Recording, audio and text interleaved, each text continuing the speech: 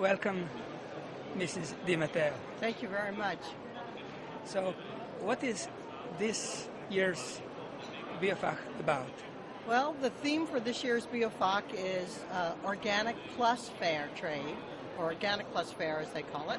And it's very exciting to see that some of the values that are inside of the organic principles are being brought forward in terms of identification with this fair. The concept of fair trade is a highly ethical one. Is it possible in today's world of competition and hard struggle in commerce and trade? Right. Well, it is a challenge, but I think fairness can be defined in many ways. And I think from the beginning, most organic producers, operators, and processors and traders understood that the value of organic wasn't just the marketplace or the way the crops were grown, but the relationship between the producers and the traders and also the consumers.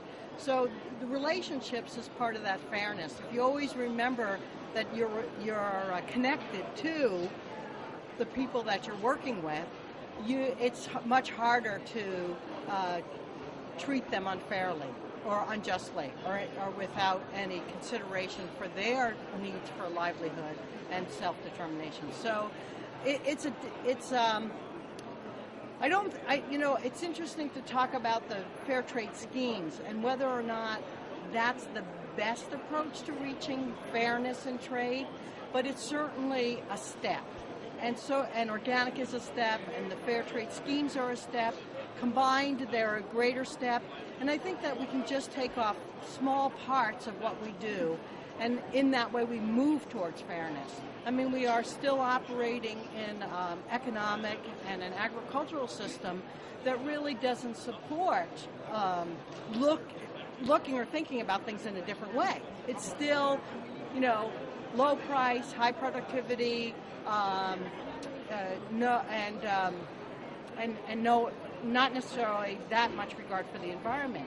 So we struggle within that, but we just have to keep choosing as much as we can to do the right thing.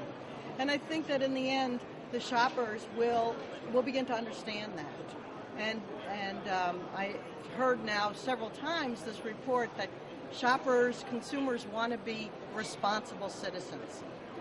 And I think that in being a responsible citizen, they're going to begin to ask for changes. And those changes are going to fit into what we already do for organic and for fair trade.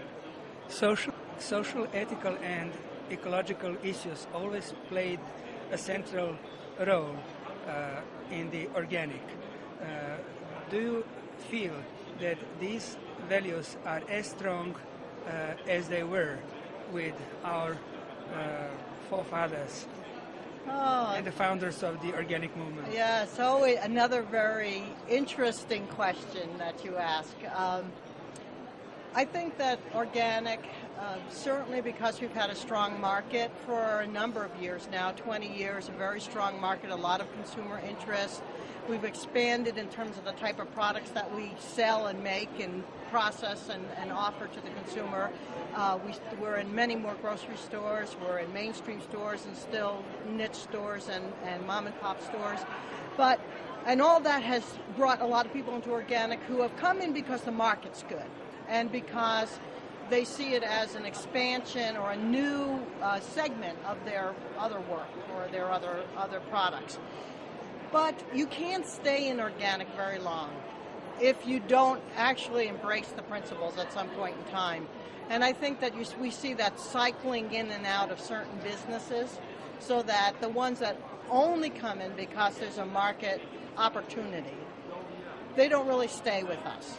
And many products get introduced, and often they're on the shelf and then they disappear because what they are, they may be using organic ingredients, but they're really not offering a value to the customer.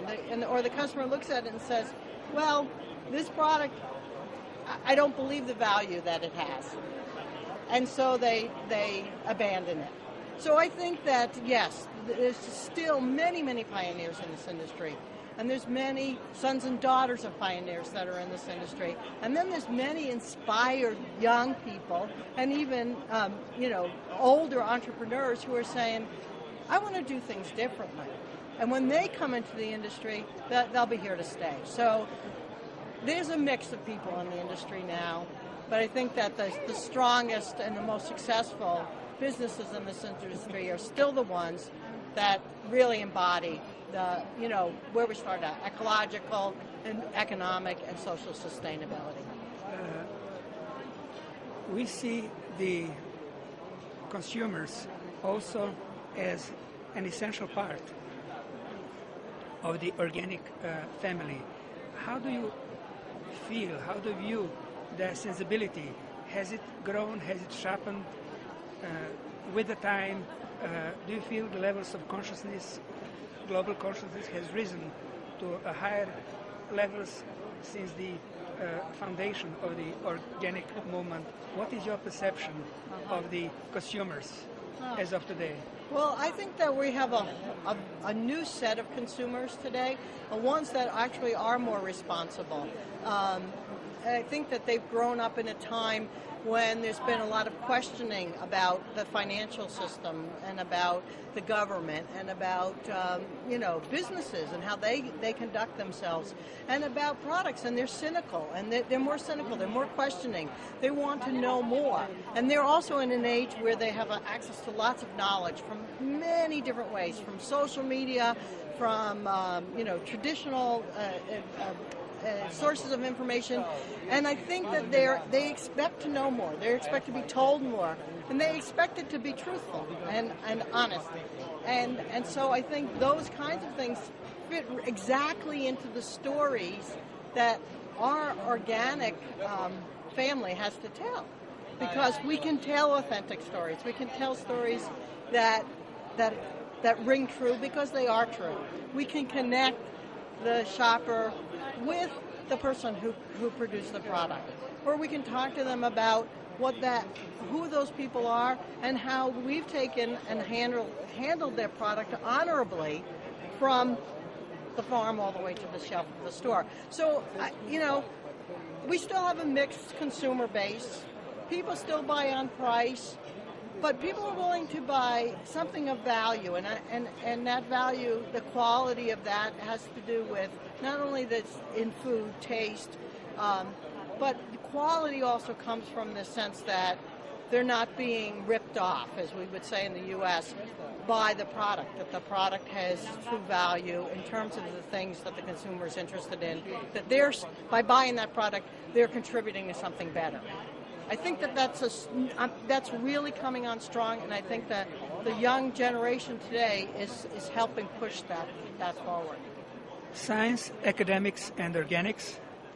Oh, well, I think we need science, academic, and organic, and I think there's more and more awareness among research institutes, universities, and even governments that they need to allocate time and money to actually studying the methods and materials that we've used already in organic and help us to improve our understanding of how that really produces good soils, good crops, good and healthy animals. So, it's there. When IFOAM started in 1972, it was actually a combination of producer organizations and academics, and I think we're coming around full circle to that, combining that scientific expertise with that emotional quality of the principles of organic and bringing them together to even make improvements in our system.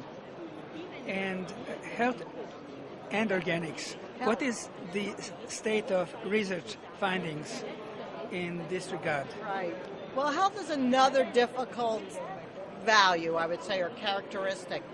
A lot of studies show that there's really not that much difference, I guess, in certain aspects of healthfulness of a product. But then in others, there's some inherent more antioxidants, in some cases more vitamins, and more good good omega-3s in dairy animals who eat grass organically raised.